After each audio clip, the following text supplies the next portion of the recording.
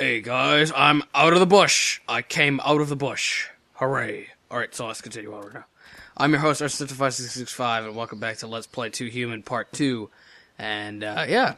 Sorry, continuing onward this way. I'm not sure if there's anything really else around here, but whatever. Hi, Freya. The Norns welcome you, Adept Freya. Long has it been since you've brought another. And this must be Balder. We definitely need to spend more time together. He is still recovering, wise ones. Do you not speak, beautiful? Are you gifted only with looks, and not with a tongue? Or is it that this witch Hold some spell over you? I am gifted with a great many things, wench. Oh my, he has a fiery heart. What business brings you to our sunny realm? We seek information. Balder hunts a beast. It appears resistant to most of our weapons. It is unlike the machines we have fought before. It hunts humans for food. We can assist you in your quest for knowledge. Take this.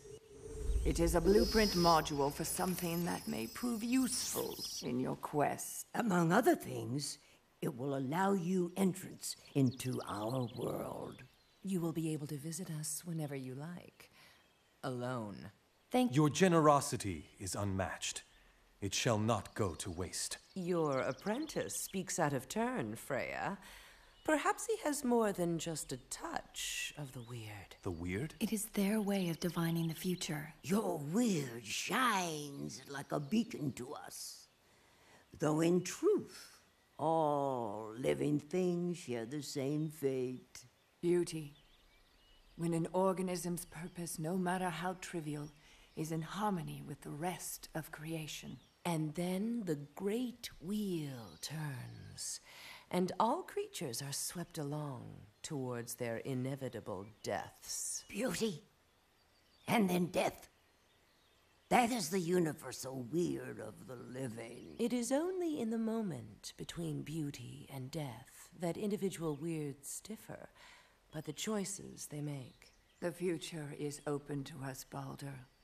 If the future is visible to you, will I defeat this beast? This Grendel? You must discover that for yourself.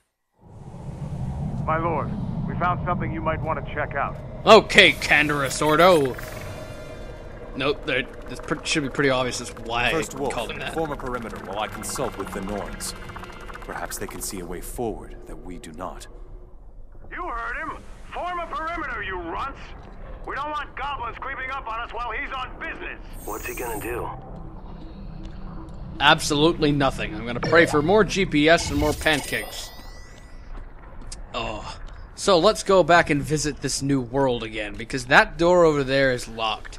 So, we need to go into this new world and unlock this new fancy door mechanism. Yeah, it should be obvious as to why I called him Candorus Ordo, by the way. Because that's what he sounds like. So as you can see, we're in a new spangled new place. So as you come over to here, this little shrine thing gives you a new ability to use in this cyberspace land. Hooray! That was awesome, yo. Now you can push stuff. Now you thought, well, thing is, I can already push stuff. See? Push, push, push. No. You don't push things with your hands in Norn land. You push your things with your head. Whoa! We see you have discovered how to use our gift. Many of the wells in your world have gone unused for centuries. Neglected, like so many other things. This has left areas of our world inaccessible. Use the spider to revitalize these forgotten wells, wherever you may find them. And we will ensure it is worth your while. Oh, sounds so sexy and awesome. Let's just leave. It's now our fence. Any idea why we're out here? Heard the goblins are using this place as a forward base. A forward base for what? Okay, Runts, put up and shut up. This is a combat mission, not a vacation. Thank you, sir. I ain't the first wolf. Call me Martin. Okay, Martin. Continuing on, Martin. So, I might as well explain this. This is an elemental goblin. These guys are annoying because later on within the game, you'll eventually get to a part where these guys will explode and do status over time damage. Not so much in the beginning of the game. In the beginning of the game, you get lucky and you won't have to deal with the crap that ensues for that. But when you get into higher levels, you'll have to deal with it quite a lot, which sucks. As you level up, your enemies level up as well, which is a thing that also is kind of annoying. It continues to give you a decent challenge, but the thing is, as you notice, those missile things are shooting 4 missiles now. When I was at level 1, they were shooting only 1 missile each. So you can kind of guess when you get to level 50 what's going to happen. Anyway, these guys have actually pretty interesting names. Gut Rip. Anyway, between the transition of this part and the next part, I'm actually going to do my best. I'm actually going to equip some new items and whatnot, and you'll immediately see the difference, too, in how much butt you can kick with some new items. And actually, no, I might as well show that to you once we're done with these guys. We'll do it quickly. Okay, man. Take a breather. First Wolf, we need to press on. Our quarry tarries near. We are only human, Milord. We need to rest. As you will. I will take the fittest men with me. The others can rest. Okay, so in the combats in the inventory screen, you can obviously see there are many different types of runes and weapons that you can get. So, for instance, I'm gonna equip this blue sword because the blue runes are typically better than green, which is always a nice rule of thumb to learn. And another thing you can do is you can salvage weapons for money or bounty, which is an extremely handy thing to do, and I always suggest that you go ahead and do it. Especially set your auto salvage type to gray. And as you rank up and you get more items and whatnot, always upgrade the salvage type that you have, because when you do, it's extremely helpful that you do that. Obviously, you can tell that there's nothing really good for me to use here right now, so just really salvage everything. At least that's what I'm gonna do. I can't salvage that because I'm using it right now, but. For stuff like armor, it may look goofy on your character. This actually doesn't look too bad. Sometimes things will look really goofy on your character, and there's just not a lot you can really do about that. You just have to play trial and error. But the real important thing about armor and whatnot in this game is it will help you stay alive, and that's one of the most important aspects of the game. Now, these are charms. These are basically special runes that you find within cyberspace. To unlock the potential of a charm, you must complete it and equip it. You have to complete the charm quest and insert the designated runes. So as you can see underneath the description of it, there are rune symbols that you need to use. So equip it. Now you can kill leaders, which are basically those Gut Rip and other kind of characters. Go into the Insert Runes page and insert runes. Runes can be inserted into items in order to give them special abilities. Look for empty slots next to the items of your weapons and armor to see how many runes each item can accept. Color runes are also available. They do change the color of your armor, but they do not take up a rune slot, which is an extremely important and awesome thing, which I'll get to a little bit later.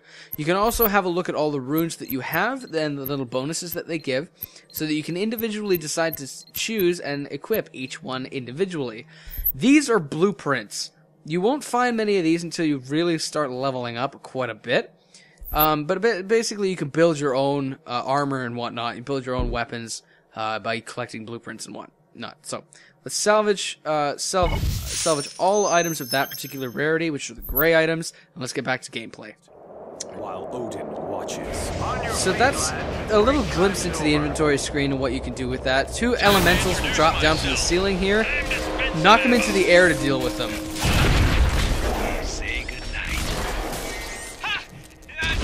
and once you knock them in the air, roll away from them, because that way they won't hurt you, and they won't ignite a status effect damage on you. Now here's what I mean by it gets so much fun just flying around and dinging these guys out of the way and whatnot. Now you do always have to be mindful that not all the time does this work. If you can move around a lot by like fighting enemies off in different areas and whatnot, do that, because if you can spread yourself out on the battlefield more than just staying in one confined area, just heading the crap out of enemies that are near you, it'll help you a massive deal, especially when you're being bombarded by missiles. Like I am currently by these guys. So I'm going to deal with this guy up here first. Knock him into the air, deal with him. Bam! And then there's obviously one more this way. I don't know what I was shooting at the ceiling for, but... Up. And... Bam! Those are health what? Those are health orbs, by the way. Another one of those well things over here. Acknowledged. Barely broke a sweat. And yeah, that's pretty much it. The readout on the far left bottom of the screen, your heads-up display, the green little bar is your health. The blue bar on the far left is your experience.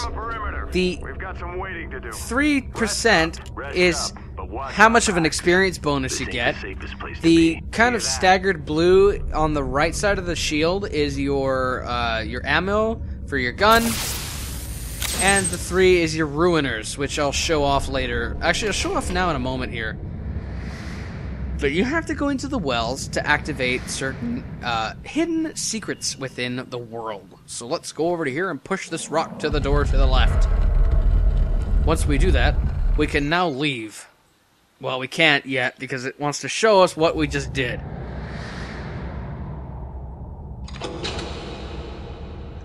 Hooray, we opened the door. Okay, so now that pointless cutscene is out of the way. Let's go and explore what's beyond that one door that we just happened to unlock. And note, I will not... well, I may do this, but I don't know. I'll show off some secrets here and there. I won't show every single one of them off, because that'll take too much away from the game. This game, as short as it may be, it can be rather lengthy with the areas that you visit, and I failed that. Red Claw. Knock these guys up into the air to deal with them easily. That was Fenrir. Whoa, boom. And then as you come down in here, enemies will start spawning.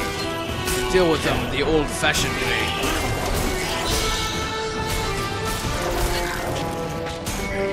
I usually hold the right analog stick in whatever direction that I want to go, and that usually targets my enemies very accurately and allows me to do massive damage to them. And this is also an amazing game for the fact that they were able to put so many enemies on screen at once to really give that essence of, wow, you're fighting a lot of dudes here. And we leveled up. Alright, so let's open this up and see what we get. Ooh. Now that little ping that you heard there was the fact that I actually picked up a blueprint. I picked up a purple rune. So let's check to see what this blorp print does. So, now, go over to your runes here, and as you can notice, I'm a level 6. I need to be a level 8 in order to be able to equip this. I can still purchase it out, I can still craft it, but I cannot equip it yet. You can preview it to see what it looks like, and it looks pretty decent for a piece of armor like that. And, yeah, you can infuse stuff with runes and whatnot, but we won't deal with any of that yet. And we're almost out of time for this part, which kind of sucks, but whatever. So I'm going to off-screen the rest of these extra doorways here, and once I'm done with them, we'll continue on with the actual Let's Play and get towards some other stuff here. Anyway, I've been your host, RCScepter5665. I really hope you enjoy this Let's Play so far, because I'm really enjoying playing it and whatnot. So, yeah, I'll just off-screen the rest of this stuff, and we'll continue on in the main part, going through that door over there, and going up and inspecting that rune shrine up there. So I will see you guys later!